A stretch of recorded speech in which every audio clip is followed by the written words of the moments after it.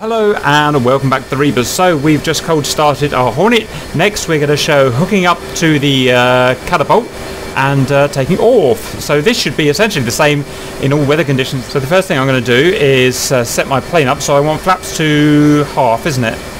Yes. I want anti-skid off. And your takeoff trim will be dependent on your weight. We'll set up takeoff trim when we're hooked. Okay, my handbrake is off. That was that there. Anti-skid is off. You need that. Right, let's go, Sherman. So I've got nose wheel steering here. I can tell nose wheel steering is engaged there. And I can also press this to go to high gain nose wheel steering. And I better quickly show you what that control is. It is undesignate nose wheel steer switch. So, excuse me, let's get going. So I'm going to go to the catapult 1. Do you want me to do that? Cat 1 is behind me. Just pretend there's a bunch of imaginary yellow shirts currently screaming, "What the fuck are you doing?" at us. I'm doing that. Obviously, make sure your wings are unfolded, which you do with that switch there if you needed to. Again, that's would probably be designated by the yellow shirts, because if the flight deck was, how do I put it, substantially busier than it is now, like in real life, you would want as much space as possible until you're where you need to be to get your wings down. There was yellow shirts, Cap would squash them. Right, now when you're doing this nose wheel steering high gain thing, careful not to do it very, what's the word, Sherman? You have to do it very gently, otherwise your plane will just skid about and not actually turn. I learned that the hard way. Basically, the turning angle of a high gain is so severe that if you catch speed, not only will it lose angle, but you won't be able to steer until you realign it. You've aligned yourself quite impressively straight onto the bar. I've done quite well there, right? So you do have to get quite close. Right, next drop your bar, which is launch bar there. Down, let's go and have a look at that. Down he goes. Woo! Another thing to note, the Kato bar will substantially limit your steering when it is down. Right, were you ready to hook up, Sherman? I'm rolling onto it now. And again, the correct key to hook up onto a Kato bar is down, and you are sitting on top of the bar is uniform. Right, pressing uniform now, so pressing. And there, you saw it jiggle about. That was it connecting. I know technically it's slightly off there, but just ignore that.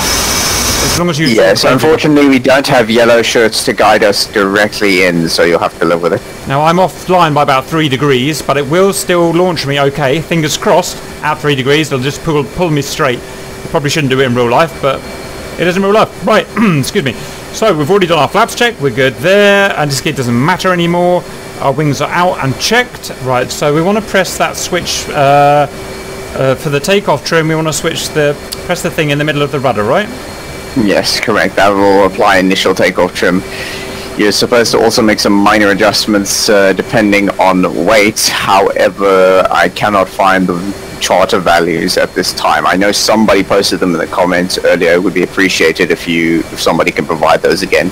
Super duper. Right, that's set our trim up. Are we ready to go now? I believe so. Right. Now, I believe I've learned something else that's interesting. On the front of the throttle, there's a set of grip pads, which I believe when pressed down allow for the afterburner to be used on the cat. So I'll need to put that to the test. So you got to press and hold it down. Throttle, finger, lift, both. Bit weird, but okay. Yes. Yes, it is. Finger, lift, Roger, right, let's try that, Sherman. We're going to try taking off with afterburners. Right, I'm going to count you in, Sherman. It will be a 3, 2, 1, go. And then I'll decide myself based on your takeoff. So, Sherman, 3, 2, 1, go. So he's going to hold his binding down that we talked about and just go full throttle and leave it. Right, yeah, it's working. Okay, Cap is... Wow, now that's how you do it with afterburner. Whoop, whoop. Cap's doing it as well. Oh my god, and off, and caps up with afterburner. How sweet. So I believe the correct thing to do here is to stay at about 500 feet, exit about 7 miles away from the ship. At that point we can climb away from the ship and safely depart on our mission.